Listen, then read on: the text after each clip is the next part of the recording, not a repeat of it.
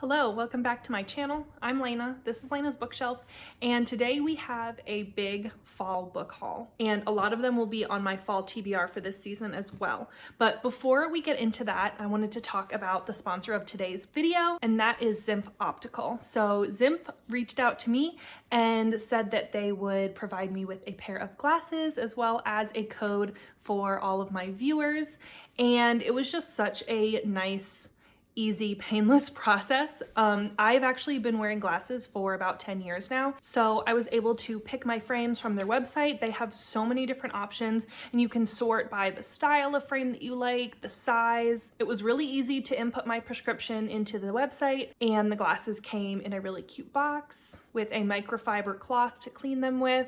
And I am so impressed with these. I chose the style Demeter, and these are in the tortoise variety, and they have a nice weight to them. They're not too heavy, but they don't feel like cheap or thin, and they don't ride down my nose, which is absolutely crazy because usually that's what happens with glasses. So these fit me really well. I love that they have the blue light blocking aspect to it, since I do spend a lot of my time on the computer, whether that's editing YouTube videos or at work or just scrolling on TikTok in the evenings. So you can use my code LENA for 50% off frames and also 10% off of lenses. So thank you so much to Zinff for supporting my channel. And without further ado, let's get into the book haul. I have my glass of wine here to help me because we have quite a bit of books to talk about. I have, I think, close to 20 books that I have hauled recently that we're gonna talk about. So first, let's talk about some thrifted books. So these first two that I'm gonna talk about, I really just got to have for my favorite shelf. So the first one is House Rules by Jodi Picoult, and this was the last of the Jodi Picoult books that I have enjoyed that I don't actually own for my favorite shelf. So this is about a teenage boy that has autism spectrum disorder, and he is actually accused of murder. So it's really good. It's definitely one that I wanted to own on my shelf, and I think I'm gonna try and reread this at some point because I haven't read this since it first published. Jodi Picoult is one of my favorite authors. I actually have a video ranking some of my favorite Jodi Picoults, so if you're interested and you don't know where to start, definitely check that one out. I'll link it in the cards and also down below. The other book that I bought for my favorite shelf is The Help by Catherine Stockett, and I read this one in high school and I have always loved it. I love the movie as well, and I just wanted to own a copy, and this one was 50 cents at a local bookstore, so I couldn't leave without it. And this is a story of a Black maid in Mississippi in the 60s who is raising a white child, and there's a lot of discussion about race and gender equality and human rights, and it also has all of the 1950s and 60s housewife vibes to it and all of the Southern vibes. Okay, some more books that I thrifted. Here we have Blood Sisters by Jane Corey, and I've read My Husband's Wife by Jane Corey before, and I enjoyed it. So I saw this and I just think that this cover just screams autumnal. It just screams pumpkin spice. It just screams fall, and I'm so here for it. And this is about a girl who lost her sister very tragically, and after that experience she was left unable to speak, and so she is actually institutionalized, and after that experience she is no longer able to speak and she becomes institutionalized, and so it's a lot about her dealing with her trauma. And I've seen this described as a thriller, but I've also seen it described as like historical fiction with some mystery elements to it, so we'll see. But either way, that cover is just freaking beautiful. Next we have Temper by Lane Fargo. I picked this up when I saw it because I read They Never Learn by Lane Fargo, and I really enjoyed that one. We read it as the buddy read for my friend Jacqueline's Patreon, and this was only $3.20, so again, it had to come home with me. And I don't really know what this is about. I know it's about an actor who's in theater, but we shall see. I've seen some mixed reviews, but if it's as good as They Never Learn, then we'll be set. Next, I have another historical fiction that deals with an institution and behavioral health and mental health, which that has been the best discovery of 2022 for me. The historical fiction books with the behavioral health element, the institution element, the asylum vibes, the mental health in historical fiction. I have just been loving it. So this book is, I didn't even tell you what this is, The Memory Keeper's Daughter by Kim Edwards, and it's about a doctor who gives birth to a set of twins in the middle of a snowstorm in the 60s, and one of the twins is born with Down syndrome, and the parents say, we don't want her, send her away, institutionalize her. But instead of doing that, he actually keeps the baby and raises her as his own daughter. So I'm really excited for this one. Okay, and then next I have two Stephen King books. I have Gerald's Game, and this is a really nice copy, and I've actually seen Gerald's Game. I watched it on Netflix, but I've heard that the movie is a little bit different from the book, so I definitely wanted to read the book. This is about a couple that goes on a weekend getaway and stuff goes wrong. So I'm excited to have this one on my shelf and to read it at some point.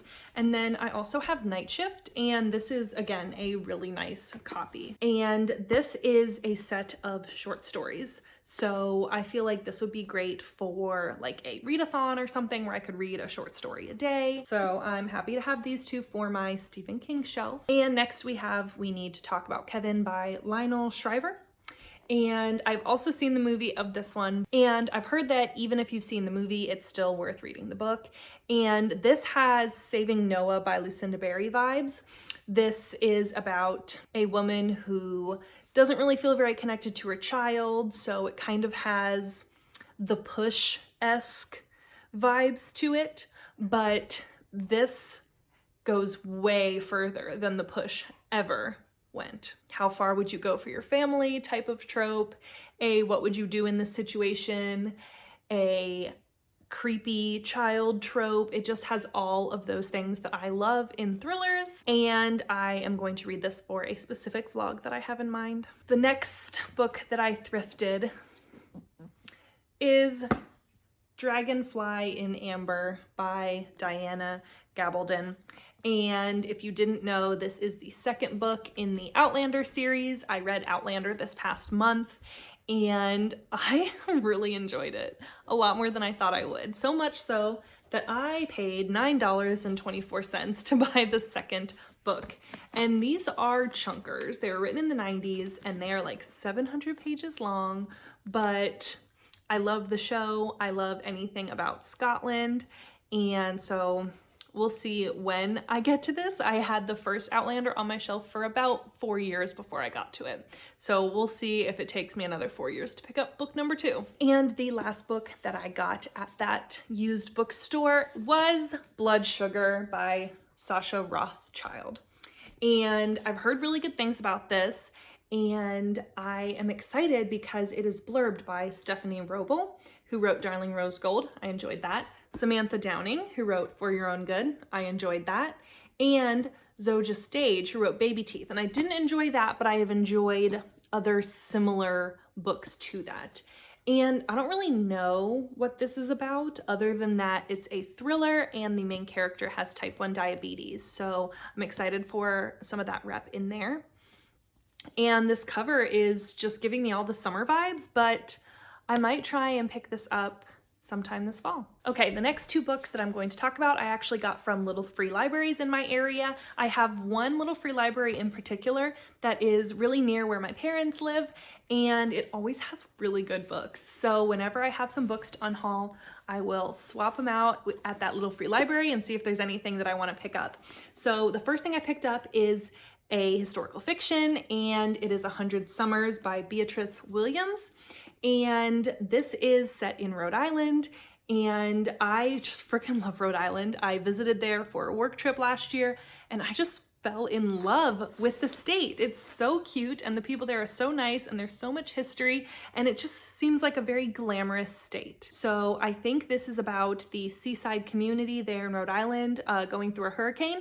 So very excited to pick this up. And then the other book that I got from that little free library is Firstborn by Will Dean, and this is a book of the month copy. This is from July of 2022, so it's a recent copy, which is so cool that they have that in little free libraries. And this has a weirdly short synopsis, like that's it. And it is a thriller, and it looks like a domestic thriller. I tend to enjoy domestic thrillers in New York, except for Stay Awake. I didn't enjoy that one. And this seems to have familial vibes, sister vibes, and secrets and deceit. So we'll see if I enjoy this one. I haven't heard too much about it, but maybe I'll like it. Maybe it'll be a hidden gem. And then the next two books I actually bought on Pango Books. I also sell my own books on Pango. I'll link my Pango store below. But whenever I have credit, I tend to just buy more books with it. So the first one I picked up is Necessary Lies by Diane Chamberlain. And this one I was interested in because I really enjoyed The Dream Daughter, and so I want to try and read some more of her backlist. And this is a historical fiction about a social worker. So again, totally seems up my alley, and it's set in North Carolina in the 60s. And then the other book that I used credit for on Pango is Silence for the Dead by Simone St. James. I'm trying to get through Simone St. James' backlist, and lucky for me, most of her backlist seems to be historical fiction mysteries. So I read one this past month, and this is the other one that seemed kind of interesting to me. There's one or two others of her backlist, but I'm not sure that they're really something I would enjoy, but this one I felt like I would enjoy. And then I think there's one more of her backlist that I'm going to try to pick up. But there's two that I might just say, I'm good. I'm guessing that if I like this one, that will decide whether or not I pick up the other two historical fiction mystery thrillers that she's written, or if I just stick with what she's publishing now. But this is set in a mental institution during World War I. Again, totally sounds like something that I like. Are we seeing a pattern here with the historical fiction books at all? Next, we have my book of the month pick for October, and that was The Family Game by Catherine Steadman. And this was actually on my list of anticipated thrillers for this fall. So I'm really excited about this one. It says the rules. Number 1, listen carefully. Number 2, do your research. Number 3, trust no one. Number 4, run for your life. So I love thrillers with game elements, so I'm very excited for this one. And that cover and just the pink is just so cute. Okay, these last 4 books are all books that were gifted to me from my friends. So the first one I'm going to talk about is Fly Girl by Anne Hood, and this is a memoir about a flight attendant in the 70s.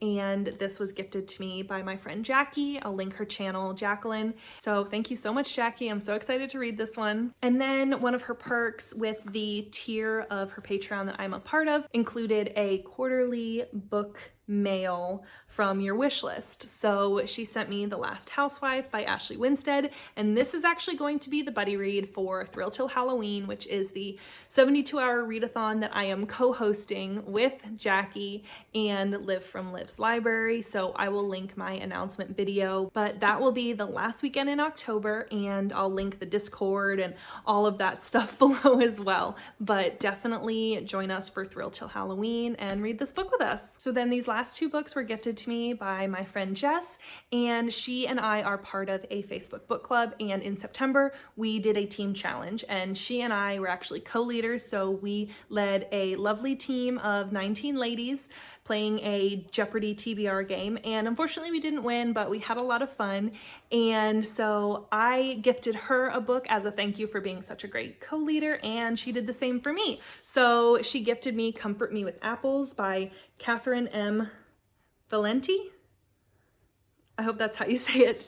And this is a horror short story, and I have been wanting to read this for a while because it has been compared to Gone Girl. It has also been compared to Spinning Silver. And so basically all I know is that this woman, she has a great life, a very idealistic life, a very privileged life, and her husband kind of takes care of all of her needs, and his only rule is that she can't go in the basement. And I think I'm gonna try and read this during Thrill Till Halloween, since the prompt for Thrill Till Halloween is escaping from evil, and it sounds like she's gonna have to do some escaping from her own basement. And then this last book that Jess gifted me, I have never been more afraid and excited for a book at the same time. This is I Married a Lizard Man by Regina Abel. So it was kind of a running joke in our Jeopardy team about shapeshifter smut and animal smut and lizard smut and dino smut, and I admitted to my team that I had never read anything like that. And so it kind of became a joke on our team about lizard smut. Jess felt like I just had to read this and I had to own it for my shelf. So this will be interesting, but I'm definitely gonna read this. I think I'm gonna vlog this experience. So if you want to see all of my thoughts on I Married a Lizard Man, let me know in the comments down below if you think that would be a fun vlog. Okay, that is all of the books that I've hauled recently that were sent to me by my lovely friends. Let me know in the comments down below if you've read any of these books that I've talked about and what you thought about them. Also, don't forget to check out Zinff Optical. I will put some links in the description box and also my code, so definitely make sure you use that to get a discount on your glasses. Please make sure you hit that subscribe button. It really helps out my channel, and I'll see you in my next video. Bye!